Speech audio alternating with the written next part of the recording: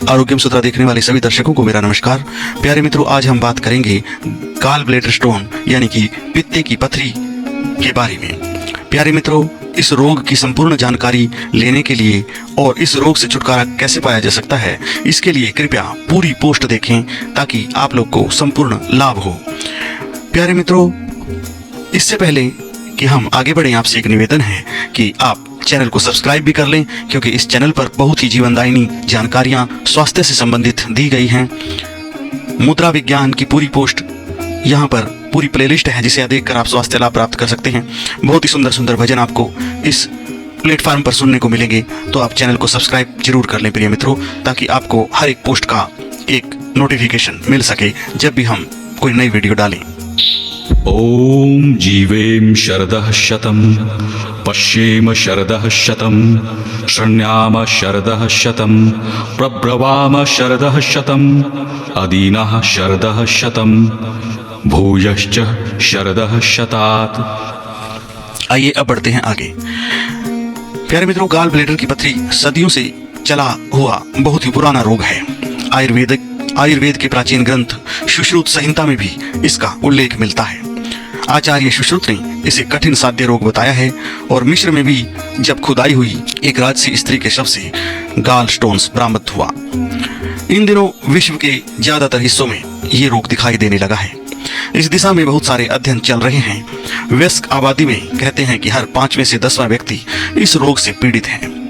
क्या स्त्री, क्या पुरुष, क्या छोटे छोटे बच्चे, सभी इन दिनों इस रोग से पीड़ित दिखाई देते हैं। देखिए, इस रोग का कारण और कुछ नहीं बल्कि हमारा बदला हुआ लाइफस्टाइल है और हमारा बदला हुआ खान पान है।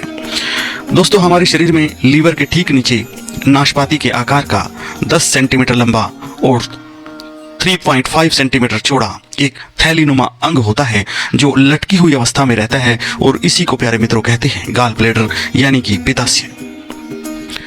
यह बात उल्लेखनीय है कि जैसे ही पेट से आहार आगे बढ़ता है और छोटी आंत तक पहुंचता है, उस समय ब्रेन सिग्नल प्राप्त होते ही पित्ताशय से यानी कि गॉल ब्लैडर से पित्त निकलकर छोटी आंत तक पहुंच जाता है।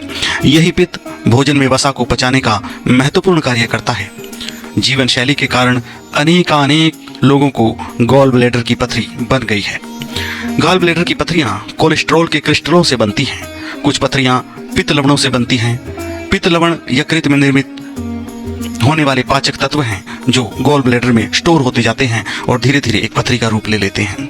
ये पथरियां दोस्तों आलपिन के सिर के जितनी छोटी आकार वाली होती हैं। कुछ पथरियां अखरोट के साइज तक की भी हो जाती हैं।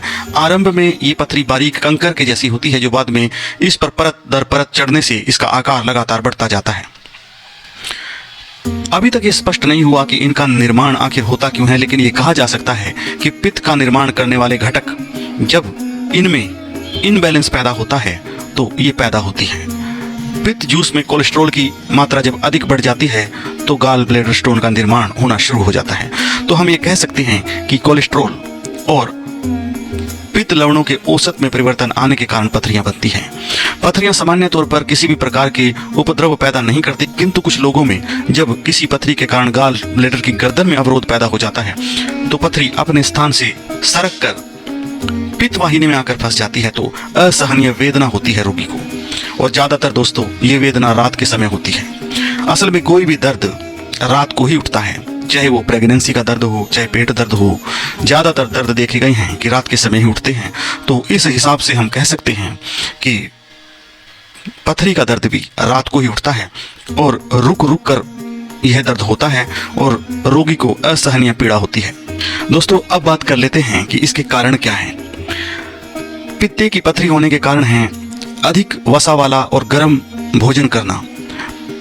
जिस भोजन से अत्यधिक एसिड पैदा होता है, जैसे कि फास्ट फूड, खट्टी चीज़ें और तली भुनी चीज़ें, ये जब हम खाते हैं तो ये पित्त वाहिनियों में अवरोध पैदा करने लगती हैं। इसके अलावा रक्त में पित्त की मात्रा बढ़ने से भी पथरी बनती है। आंतों की सर्जरी या अन्य किसी प्रकार की शल्य क्रिया होने से ये रोग हो सकता है।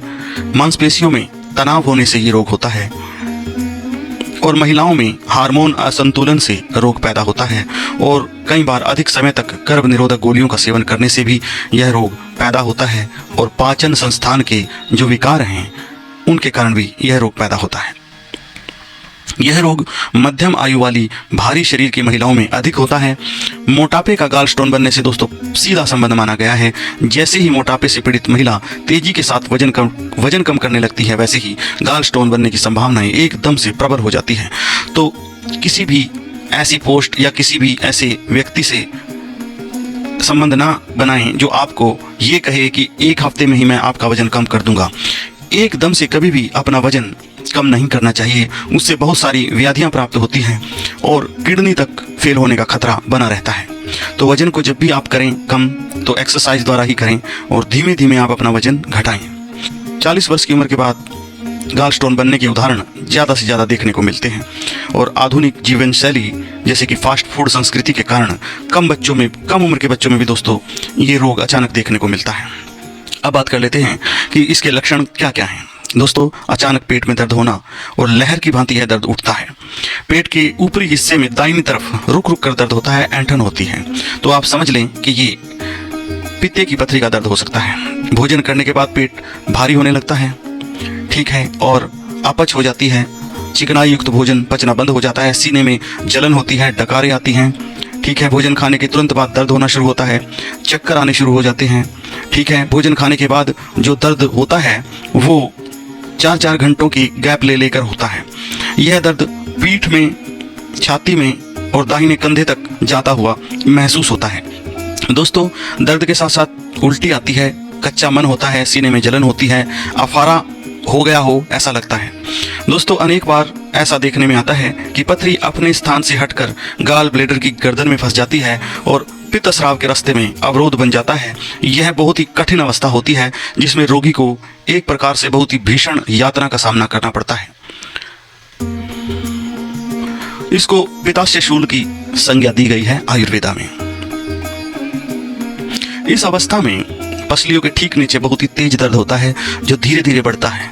ये दर्द पीठ में, वक्ष में, दाहिने कंधे तक जा पहुंचता है।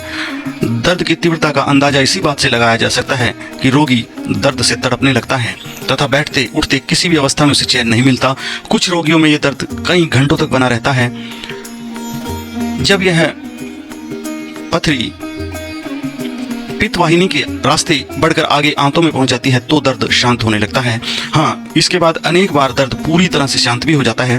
तेज दर्द होने के पीछे का कारण यह है कि उस वक्त पित्त वाहिनी उसमें अवरोध पैदा कर रही पथरी से मुक्ति पाने के लिए सिकुड़ जाती है। कुछ रोगियों में गाल ब्लेडर में सूजन आ जाने के कारण बहुत ज़्यादा दर्द होने लगता है तथा दोस्तों बुखार भी आने लगता है। शरीर में कंपकपी होने लगती हैं, रुक रुक कर उल्टियाँ होने लगती हैं और कुछ लोगों में पीलिए के भी लक्षण देखने को मिलते हैं। दोस्तों, अब दोस्तों बात करते हैं कि इसके निवारण क्या क्या हो सकते हैं, कैसे हम इस भयंकर और पीड़ा देने वाले रोग से बच सकते हैं। दोस्तों, जैसे ही इस बारे में आपको पता लगे और यदि आपके गाल ब्लैडर में सूजन आ गई है तो दोस्तों 2-3 दिन तक उपवास रखें। उपवास के दौरान केवल तरल पदार्थ का सेवन करें, जैसे कि पानी को उबाल कर पिएं, उसमें नींबू, चकोतरा, संतरा यह डालकर पिएं। साथ ही अंगूर का रस, गाजर का रस, चुकंदर का रस तथा मूली का रस पीना इसमें अमृत के समान लाभ देता है। दोस्तों, इसके साथ ही मीठे इंद्रजौ 10 ग्राम तथा 10 ग्राम छोटी इलायची लेकर इन दोनों को किसी सूती कपड़े में बांधकर पोटली बना लें तथा इस पोटली को किसी पानी से भरे हुए मटके में डालकर रख दो। जब भी प्यास लगे दोस्तों तो यही पानी आपने पीना है। नियमित रूप से यही प्रयोग करते रहें।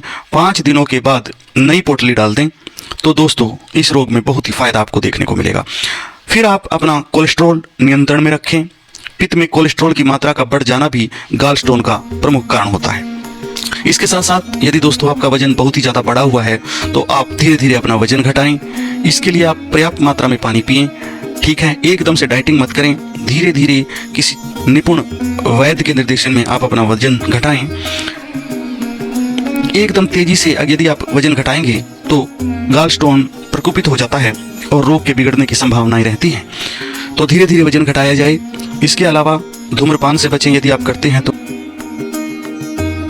मदिरापान से बचें। ऐसी महिलाएं जिनमें गाल स्टोन बन चुके हैं उनमें गर्भ निरोधक गोलियों के सेवन तथा इस्ट्रोजन रिप्लेसमेंट थेरेपी से भी बचना चाहिए, क्योंकि इस्ट्रोजन के उच्च स्तरों से भी गाल स्टोन बनने का खतरा बन जाता है। ज़्यादा से ज़्यादा वसा युक्त आहारों का सेवन न करें, जैसे कि दूध, मक्खन, मलाई, अंडे की जर्दी, मीट और डब्बाबंद जो फूड आते हैं जैसे बिस्कुट, केक, इनसे आप अपना बचाव करें। चीनी से आप बचाव करें। अपने भोजन में आप पुराने लाल चावल, गेहूं, दलिया, खिचड़ी इनको शामिल करें। इसके साथ साथ नाशपाती, अंगूर जैसे फलों का आप सेवन करें। उबली हुई सब्जियों का सेवन करें। तली भुनी सब्जियों का सेवन आप रोक दें। ऐसे आहार द्रव्यों का चयन अपने आहार में करें जो विटामिन सी से भरपूर हों तथा विटामिन ई से भरपूर हों। ऐसे भी आप द्रव्य अपने भोजन में शामिल कर सकते हैं। इसके अलावा स्वाद में कड़वे आहार जैसे करेला, गिलोय का रस, नीम का रस, इनको भी आप अपने आहार में शामिल करें। प्रतिदिन नाश्ते से लगभग आधा घंटा पहले लेमन वाटर का सेवन अवश्य करें। चाय और कॉफी को बिल्कुल त्याग दें। दिन में कम से कम 8 गिलास पानी पिएं। तब तक भोजन ना करें जब तक पूर्व में किया हुआ भोजन पच ना गया हो। आप अपने आप को कभी भी अजीर्ण ना होने दें और ना ही कब्ज होने दें। इन बातों का आप विशेष रूप से ध्यान रखें। प्यारे मित्रों, अब हम आपको एक योग बता रहे हैं जो कि आपके बहुत काम आएगा इस रोग में, यानी कि पित्ते की पथरी यदि आपको हो जाए तो एक योग आप लोग ध्यान से सुनें और इसको लिख लें और इसका सेवन करें। दोस्तों, मुलेठी का चूर्ण 100 ग्राम, कामदूधा रस 20 ग्राम, प्रवाल पंचामृत रस 20 ग्राम, सफ़ेद जीरा 100 ग्राम, धनिया दाना साबुत 40 ग्राम, गुलाब के फूल देसी 50 ग्राम, सौंफ 60 ग्राम, कुंजा मिश्री 400 ग्राम, निशोथ 100 ग्राम, इंद्रजो 100 ग्राम। अब निर्माण की विधि।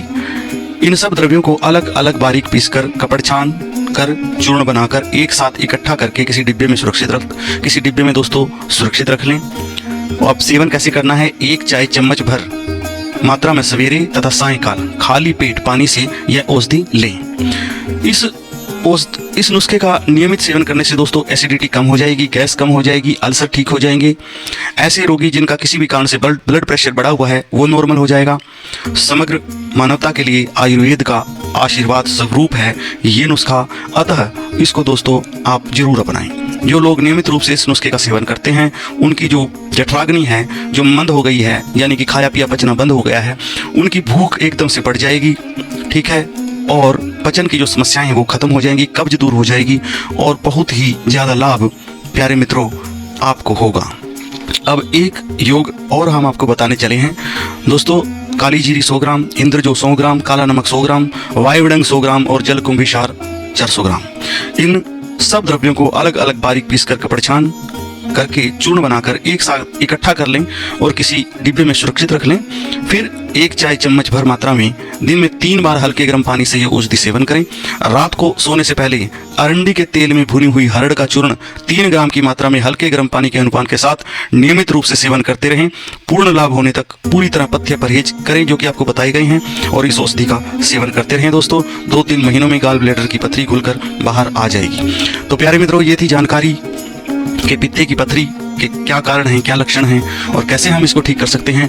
प्यारे मित्रों, अंत में आपको यह भी बताते चले कि यह वीडियो, यह पोस्ट एजुकेशनल पर्पस के लिए बनाई गई है, अतः इन सभी चीज़ों का उपयोग करने से पहले आप अपने किसी निकट के निपुण वैद्य से संपर्क जरूर करें और अपने और अपनों के स्वास्थ्य का ध्यान रखें। प्यारे मित्रों, फिर मिलते हैं किसी ही ऐसी जीवनदायिनी पोस्ट के साथ। तब तक रखिएगा अपना और अपनों का ख्याल।